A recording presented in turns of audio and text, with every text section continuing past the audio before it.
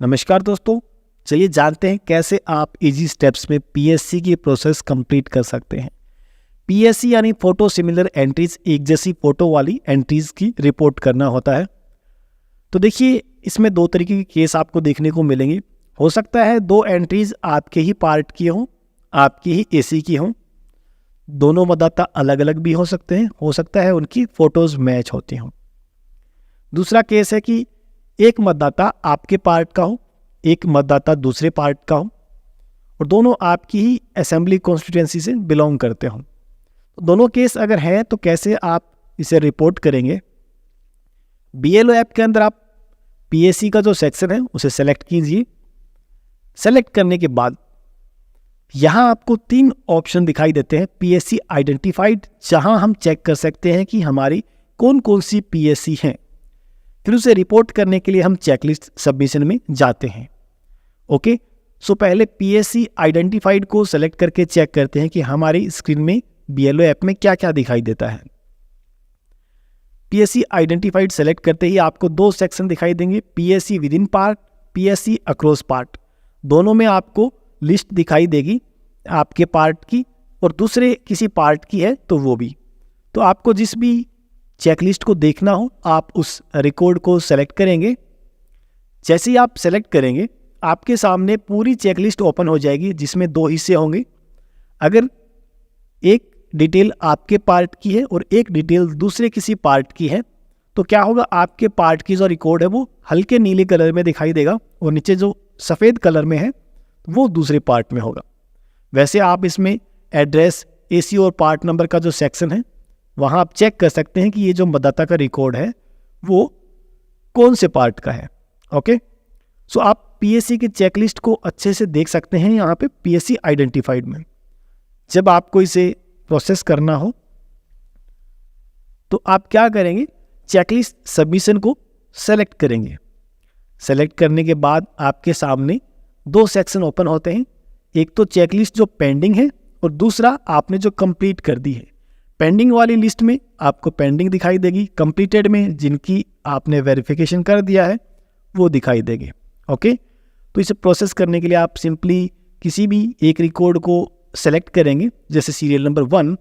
Select करने के बाद इस टाइप से आपको पूरी लिस्ट ओपन हो जाएगी। ओके, तो इसमें से आपको चेक कर लेना है दोनों की फ़ोटो, एड्रेस, डिटेल, क्या मतदाता डबल है या उसकी फ़ोटो में कोई मिस्टेक है। पूरी डिटेल्स बीएलओ अच्छे से चेक करेंगे।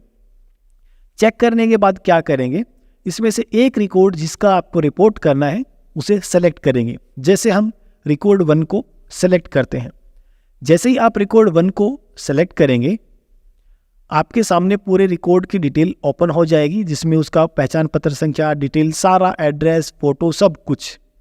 अब यहाँ सबसे पहले आपको जो सेक्शन दिखाई देगा वो है अपलोड रिस्पॉन्स ऑफ फॉर्मेट ए। इसे जैसे हमने डीएससी में जाना था, आप चूज फाइल क्लिक करके फॉर्मेट ए अपलोड कर सकते हैं और उसके ठीक नीचे रिमार्क का सेक्शन भी है। तो अगर फॉर्मेट ए जो नोटिस के रूप में दिया गया है किसी पीएससी के मतदाता को तो ही आपको अपलोड करना है, अदरवाइज अपलोड नहीं करना है। रिमार्क जो है वो स्टार मार्क लगा हुआ है तो रिमार्क आपको जरूर कंप्लीट करना है। तो फॉर्मेट ए कैसा होता है वो आपको पता है, इसमें 2 हिस्से होते हैं, 1 और 2। दोनों में मतदाता की पूरी डिटेल होती है।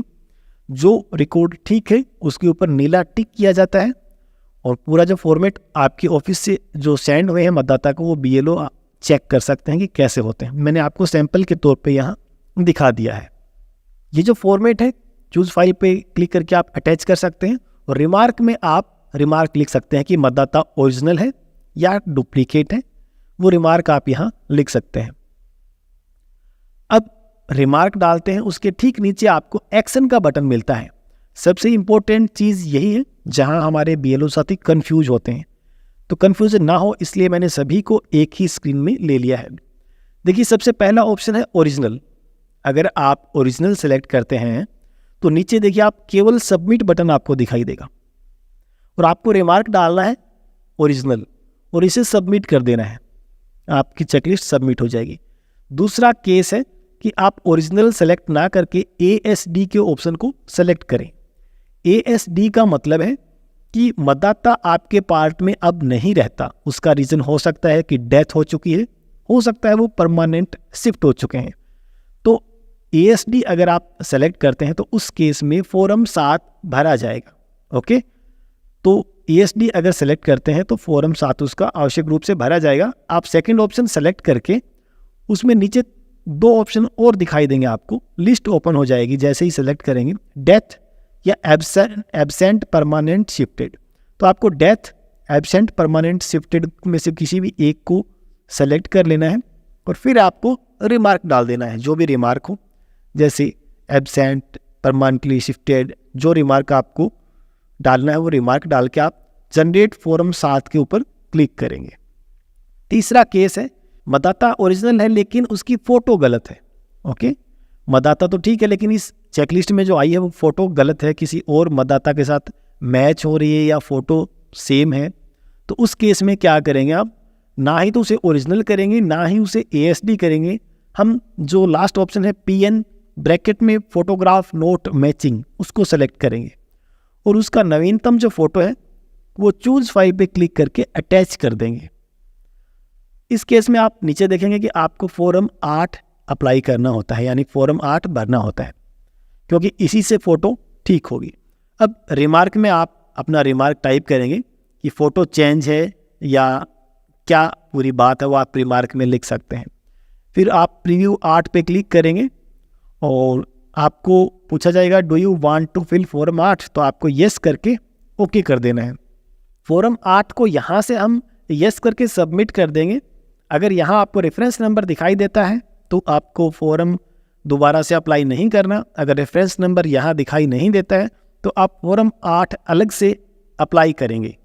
तीनों केस में किसी भी, अगर आप सबमिट करते हैं या फिर आप जनरेट फॉर्म 7 पे क्लिक करते हैं या प्रीव्यू फॉर्म 8, इनमें किसी से भी क्लिक करेंगे तो आपको सक्सेसफुली सबमिटेड का मैसेज मिल जाएगा।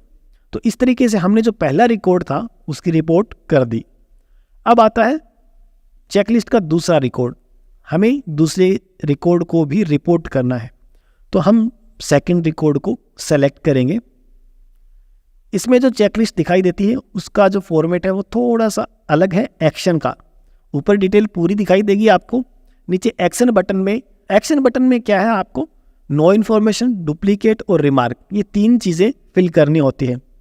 अगर मतदाता आपके पार्ट का नहीं है, कहीं और का है, आपको नहीं पता कि ये कौन मतदाता है, तो आप नो इन्फॉर्मेशन सेलेक्ट कर सकते हैं। अगर आपके पार्ट का मतदाता और उसका नाम कहीं और भी ऐड है तो वहाँ से जो अगर वो डिलीट करवाना चाहता है तो आप उसे डुप्लीकेट सेलेक्ट कर देंगे और रिमार्क में डाल देंगे कि ये जो रिकॉर्ड है वो डुप्लीकेट है। सिंपल रिमार्क डालने के बाद आपको केवल सबमिट करना है। सबमिट क्लिक करते ही आपको सक्सेसफुली सबमिटेड का मैसेज मिल जाएगा। तो इस तरीके से दोनों रिकॉर्ड जो है वो आप PSC के अंदर रिपोर्ट कर देंगे। तो दोस्तों आशा करते हैं इस वीडियो से आपको कुछ अच्छी इन्फॉर्मेशन मिली होगी, कुछ हेल्प हुई होगी। अगर आपको हमारे वीडियोस पसंद आ रहे हैं तो प्लीज़ इसे लाइक करिए और दूसरे BLO साथियों के साथ शेयर कीजिए। मिलते हैं नेक्स्ट वीडियो में, देखते रहें आपका अपना फेवरेट चैनल। Bye bye.